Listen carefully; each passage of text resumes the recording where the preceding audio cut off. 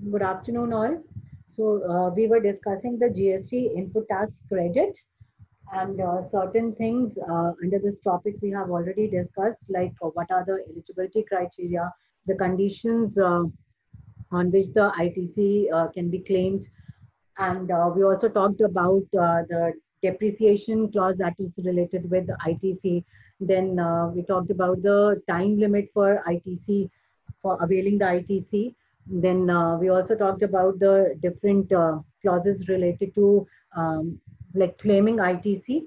So now we'll further move to the next topic, which is considered to be the very important topic under ITC, that is apportionment of input tax credit.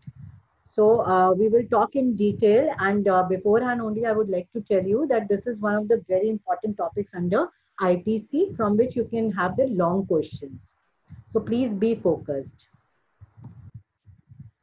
Now, this apportionment of ITC under section 17, which is considered to be a very important section under GST, is talking about the apportionment of ITC. Apportionment of ITC here means that how the ITC will be distributed, or you can say how to bifurcate, how to divide the ITC if all the supplies are not maybe related to business supplies. Maybe the supply includes the supplies for like exempted goods, or if the supply have both taxable and non-taxable goods, or if the supply includes both the goods which are taxable, but maybe a portion of the goods are used for the business purpose and other portion of the goods maybe are used for the a personal use or not for the business purpose. Then what is the provision under ITC to claim under GST to claim for the ITC? Like for example, if the supplies has been done and that supply which has been received is not fully utilized in the business, and there is a certain portion of the supplies which is used for non-business purposes, or there are supplies which is a part of the goods are taxable and part of the goods are exempted, then in that case how the apportionment of ITC, how the ITC will be divided, or what part of the ITC will be applicable and which part of the ITC will not be further applicable for claim. So this section 17 will specifically talk about these things only. So let us take up this section 17 and try to understand how the apportionment of ITC is done. So as says here, the section 17 of the GST Act has 5 subsections as explained below. These 5 subsections are section 17, subsection 1, subsection 2, subsection 3, subsection 4 and subsection 5. So we'll be taking up one by one all these subsections. Now, first taking up section 17, subsection 1. One is section 17, subsection 1, ITC restricted to supplies availed about business activity. So we are talking under this section about the ITC that is availed for the business activity only. So this section, subsection 1 says that where the goods and or services are used by the registered taxpayer partly for utilization in his or her business activities and partly for any other purpose, then the input tax credit will be restricted to an amount which is attributable for the business purpose only. So this point clearly says that under section 17, subsection 1, it has been clearly written that any supply of goods or services which is used by the registered person who is a taxpayer, then, and if that supply is partly being used for the business purpose and partly it is being utilized for some any other purpose, maybe personal purpose or any other purpose, then in such a situation, the input tax credit will be restricted only to that amount which is attributable for the business purpose, which means that ITC benefit will be given to the recipient to the extent for which that supply is used for the business purpose only. So that ratio needs to be decided, that for how much extent the goods have been used for the business purpose and to what extent the goods have been used for the personal purpose, and accordingly the apportionment of ITC has to be done. Because as the last point says, no ITC will be available in respect of those inputs which are used for non-business purpose. This point we have already discussed in the previous sessions also, that there will be no ITC benefit if the goods are used for the non-business purpose, which are not used for the course of the business or for the furtherance of the business. In that case, ITC benefit is not received. So this is the situation where the goods or the services that are used by the registered person are utilized for both the purposes. Then under this situation, the ITC benefit will be given to the extent to which the goods or the services are used for the business purposes only. Then next, section 17, subsection 2. ITC restricted to taxable supplies only. So this subsection says, which talks about the taxable and the exempted supplies, and it clearly says that this section 17 subsection 2 says that where the goods and the services are used by the registered taxable person partly for effecting taxable supplies, including zero rated supplies. So you know very well that taxable supplies includes the zero rated supplies also. So by the taxable supplies here means, for section 17 subsection 2, we are talking about the taxable supplies which includes the zero rated supplies also, right? So it clearly says that if any goods or the services which are used by the registered taxable person partly for effecting taxable supplies, also for the zero rated supply, and partly for effecting exempt supplies. So if the supply of goods or the services which has been received by the recipient, by the registered taxable person, are used for effecting the taxable supplies, as well as a part of it has also been utilized for effecting the exempt supplies, in that case, the amount of credit shall be restricted to so much of the input tax as is attributable to the said taxable supplies.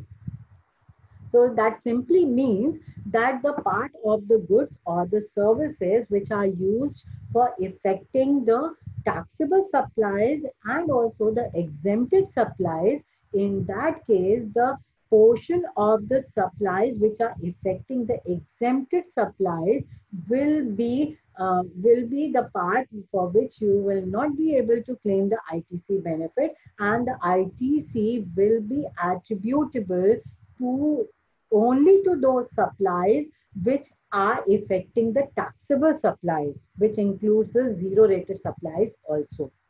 The part of the goods or the services which are affecting the exempt supplies, on such type of supplies, there will be no ITC. It can be said simply that you cannot claim that much of ITC which is related to the to affecting the exempted supplies. I hope I'm making the things clear.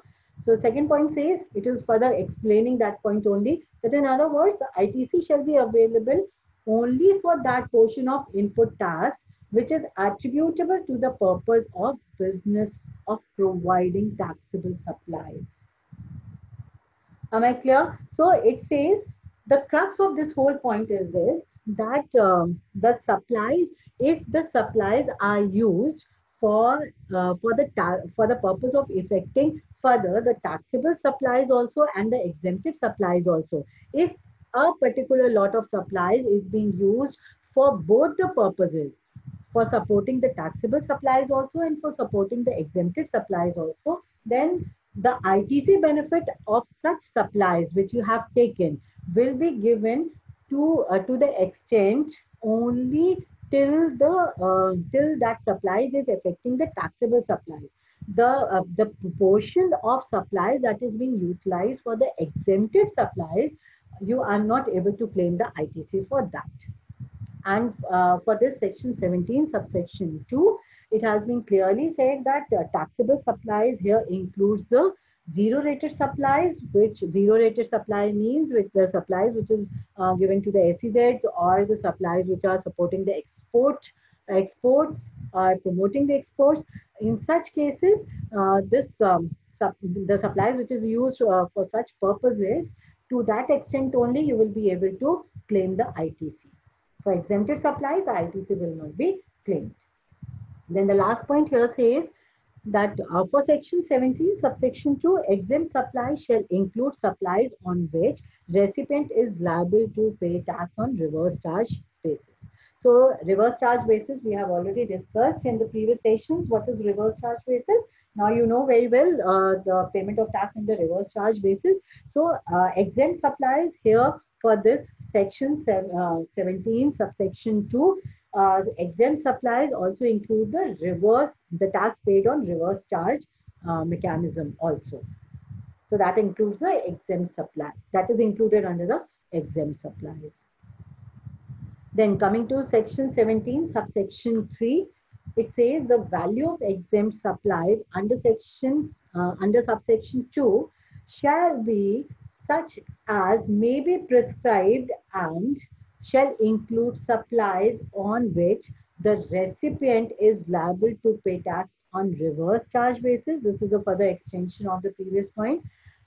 Plus, this exempt supply will include, you should note this point, that this exempt supply will include the tax on reverse charge basis, and also the transaction in securities, the transaction in reference to the sale of land, the transaction in reference to the sale of building. Because why we are considering under the exempt supply, because we know very well that sale of land and building has been considered as under schedule 2, right?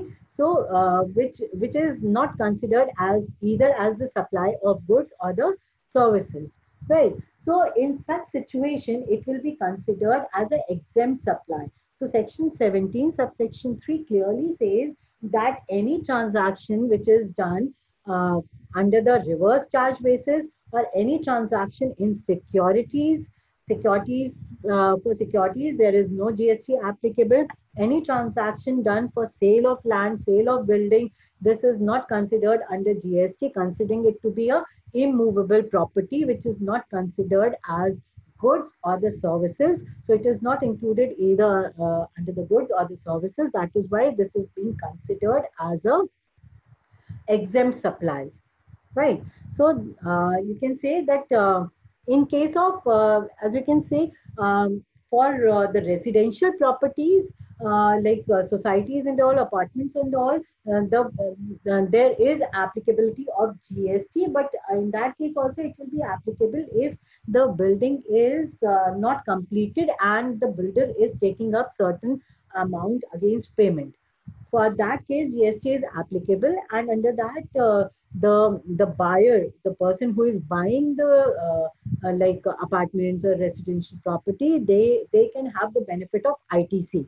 Like builder have the benefit of ITC, which he can transfer on to the buyer also. But when we talk about the sale of land or the building, then in that case, it is not considered under GST. So these all supplies will be considered as the exempt supply under GST. So, and the last point, it says that also nil rate of supply and non-taxable supplies. So this exempted supply also includes the nil rate of supply. Non-taxable supplies, we know that is the part of the exempted supplies only. The goods which are not covered under GST, and also the goods which have been nil rated are also considered under the exempt supply. So up till now, what we have covered here, we have covered the three subsections here. First subsection was talking about the supplies. If in case the same supply are being utilized for the business purpose and also for the any other purpose, then in that case the ITC will be available to the recipient to the extent the goods or the services which has been supplied are used for the business purposes only. Then second point, it talks about the exempted supplies, that where the goods or the services that are being supplied to the registered person, supplied by the registered person, partly for effecting taxable supplies, including zero rated supply, and partly for effecting exempted supplies. Then in such cases, the ITC benefit will be given only to the extent the supplies is affecting the taxable supplies, which includes the zero rated supply also, and the part which is utilized for effecting exempted supplies, against that no ITC will be available. And under this, the exempt supplies will include the taxes paid under the reverse charge mechanism. And also the exempt supply, to make it specific, the exempt supply will include the nil rated supply, will include the non-taxable supplies, will include the payment of tax on reverse charge basis, will include the transaction in securities, will include the sale of land, sale of building. These all will be considered as an exempted supplies for now. So further subsections we'll take up in the next session. This is it for now. We'll take up more details in the next section. Thank you.